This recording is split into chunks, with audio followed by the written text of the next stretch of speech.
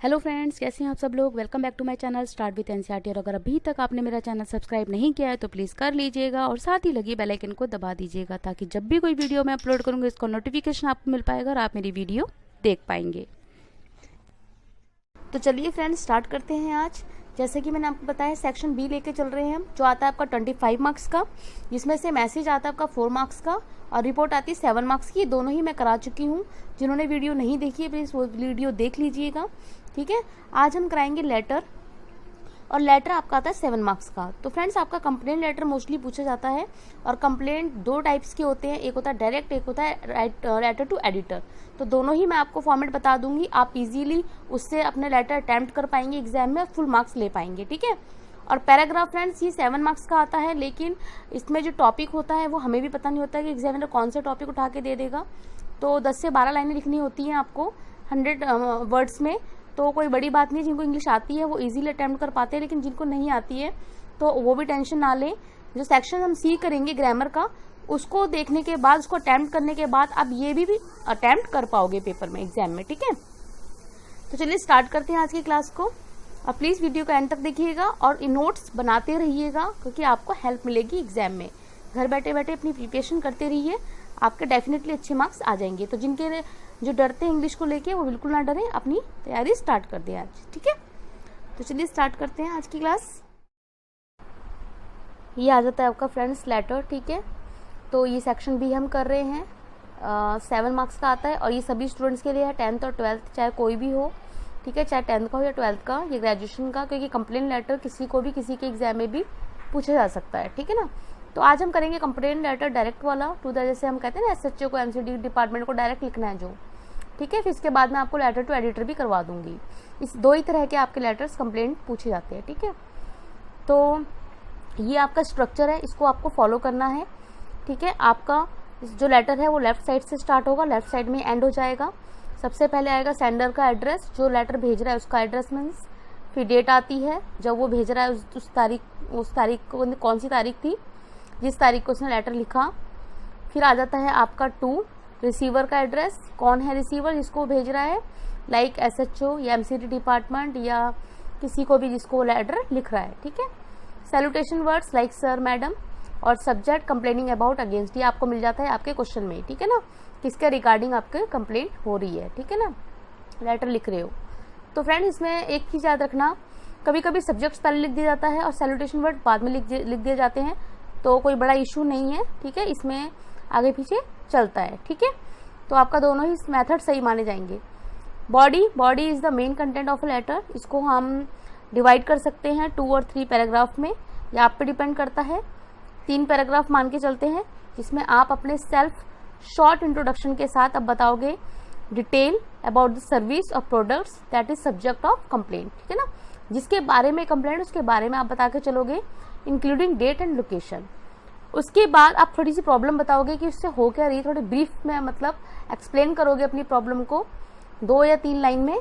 और तीसरे में 3rd पैराग्राफ आप एंड के साथ में आप बताओगे, आप इंडिकेट करोगे how you would like them to resolve the problem, कि कैसे उन्हें आपकी प्रॉब्लम सॉल्व करनी चाहिए, ठीक है ना।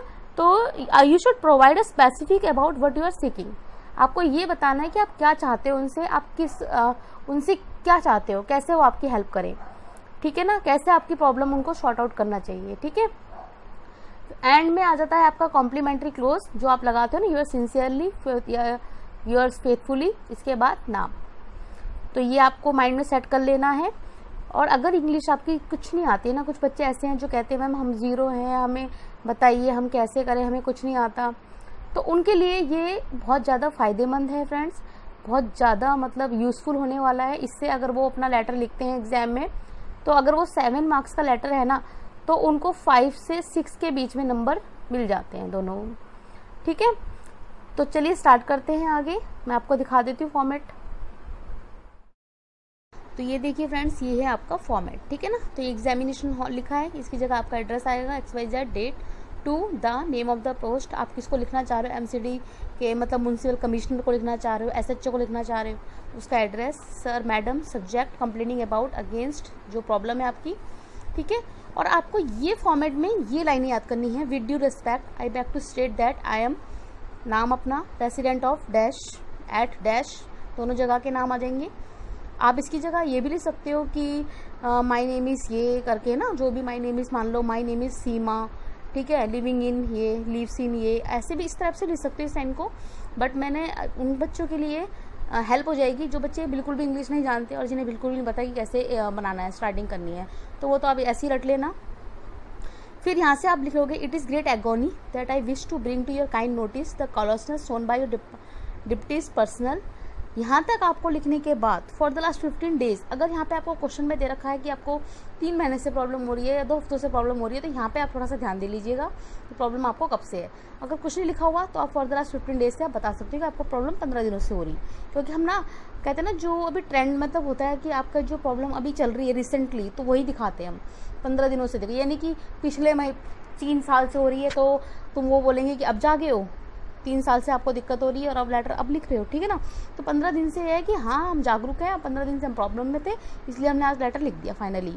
यहाँ पे आपको बतानी है प्रॉब्लम 2 लाइन की, ये भी मैं आपको टिप्स दे दूँगी आपको कैसे बतानी है, ठीक है ना। फिर लास्ट में आपको यही लिख देनी है same to same line as it is, ऐसे उतार देना।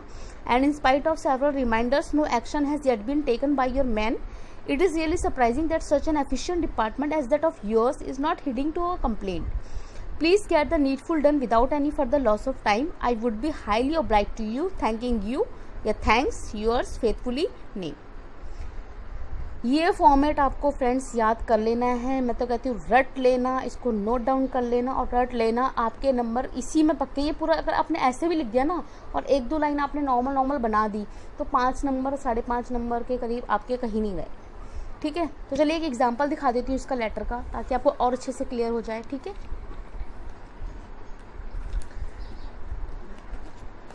ये देखिए फ्रेंड्स, ये है आपका लेटर। यू आर राहुल, देखो कई लेटरों में आपको दिया हुआ होता है, कईयों में नहीं दिया होता, वहाँ पे नाम आप ध्यान रखना, जो दिया है तो वही नाम आपको डालना है। You are Rahul Sharma living in Pushpvihar Delhi.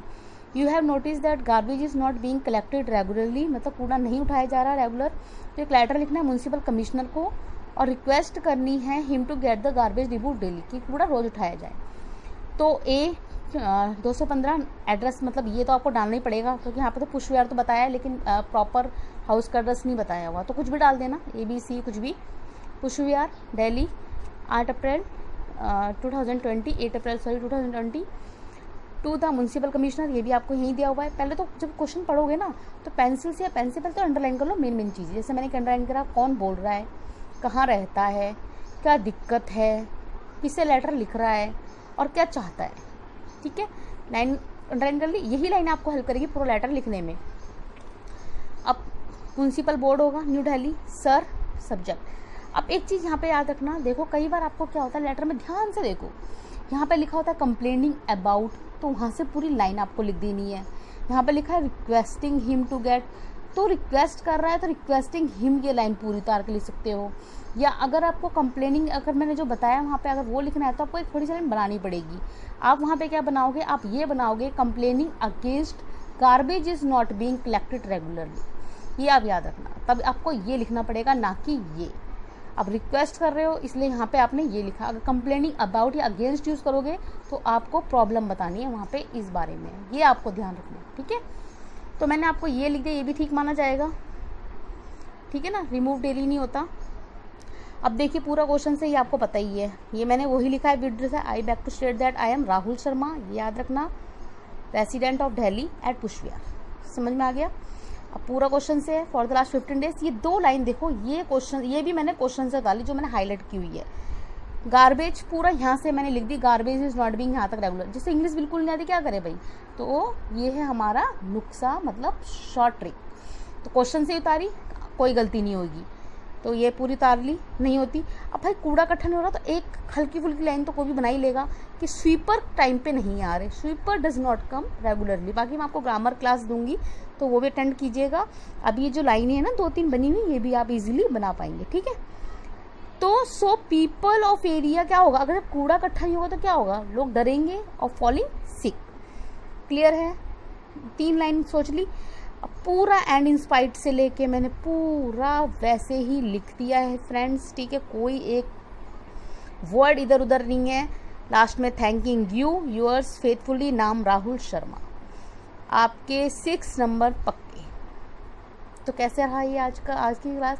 अगर फ्रेंड्स वीडियो पसंद आई ज़्यादा से ज़्यादा लाइक कीजिएगा, शेयर कीजिएगा।